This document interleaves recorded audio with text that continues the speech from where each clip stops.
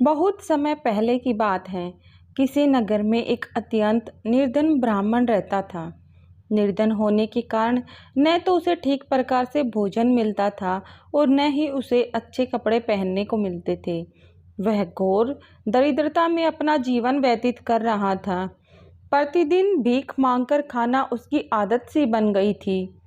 एक बार किसी यजमान को उसकी दरिद्रता देखकर उस पर तरस आ गया। उसने उस ब्राह्मण को 2 बछड़े दान में दे दिए। अब ब्राह्मण लोगों से चारा मांग मांग कर बछड़ों को पालने पोसने लगा। ब्राह्मण की सेवा से धीरे धीरे बछड़े बड़े होकर खूब हष्ट पुष्ट हो गए। ब्राह्मण उन दोनों बछड़ों को बेचने की सोच ही रहा था कि एक दिन एक चोर की निगाह बछड़ों पर पड़ गई। वह उन बछड़ों को चुराने का उपाय सोचने लगा। एक रात चोर रस्सी लेकर घर से निकला। जब वह ब्राह्मण के घर के निकट पहुंचा तो रास्ते में उसे एक महाभयंकर राक्षस मिल गया। राक्षस का पहाड़ जैसा शरीर, लंबे लंबे गंदे दांत, लाल लाल आंखें, सूखे सूखे बाल, उभरी हुई बेडोल नाक देखकर चोर की सिट्टी पिटी गुम हो गई। उसने सोचा कि आज तो लगता है अपने प्राणों से भी हाथ धोना पड़ेगा। मौत को सामने देख उसने सोचा कि मरना तो है ही, तो क्यों न हिम्मत से काम लिया जाए। फिर डरते डरते उसने पूछा, तुम कौन हो भाई? मैं एक राक्षस हूँ, राक्षस बोला। फिर चोर से पूछा, तुम कौन हो और इस रात्रि के अंधकार में कहाँ जा रहे हो? चोर बोला, मैं एक चोर हूँ और पास वाले ब्राह्मण के यहाँ उसके बछड़े चुराने जा रहा हूँ। यह सुनकर राक्षस बोला, तब तो मैं भी तुम्हारे साथ ही चलता हूँ।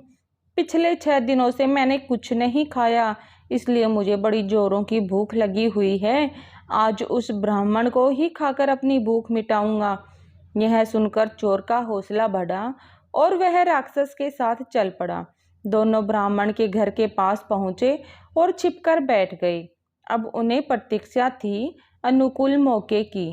जब ब्राह्मण सो गया तो उसको खाने के लिए उतावला हो रहे राक्षस से चोर ने कहा, आपका इतना उतावलापन ठीक नहीं है।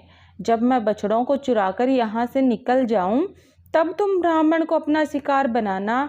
इस पर राक्षस बोला, नहीं, पहले मुझे ब्राह्मण को खा लेने दो, तब तुम बछड़ों को चुराना। क्योंकि बछड़ों के रंभाने से यदि ब्राह्मण की नींद खुल गई तो मेरा यहाँ आना व्यर्थ हो जाएगा और उस ब्राह्मण को आहार बनाते समय यदि कोई विघ्न पड़ गया तो मैं बछड़ों को कैसे चुरा पाऊंगा। चोर बोला, इसलिए पहले मेरा काम हो जाने दो, बाद में तुम आराम से ब्राह्मण का भक्षण करते रहना।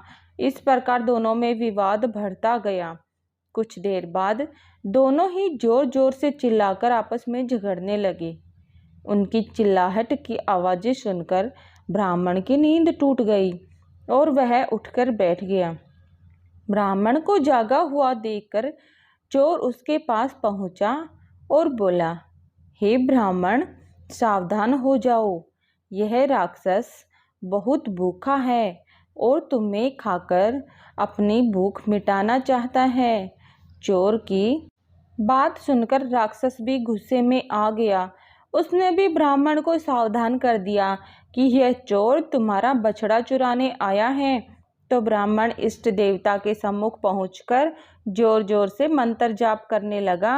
मंत्र के प्रभाव ने राक्षस को निष्क्रिय कर दिया। फिर ब्राह्मण लाठी लेकर जब चोर की ओर लपका तो चोर अपनी जान बचाने के लिए वहां से इतनी तेज भागा कि कहीं दूर तक उसका पता ही नहीं चला। इस प्रकार उन दोनों के विवाद के कारण ब्राह्मण ने अपने दोनों बछड़ों की जान भी बचा ली और अपने प्राणों की रक्षा भी कर ली। इसलिए ठीक ही कहा गया है, कभी कभी दुश्मनों का आपसी विवाद व्यक्ति के लिए खुशी का कारण बन जाता है। दोस्तों, कहानी अच्छी लगी तो कमेंट करके ज़रूर बताना। चैनल को सब्सक्राइब करना, वीडियो को शेयर करना। धन्यवाद।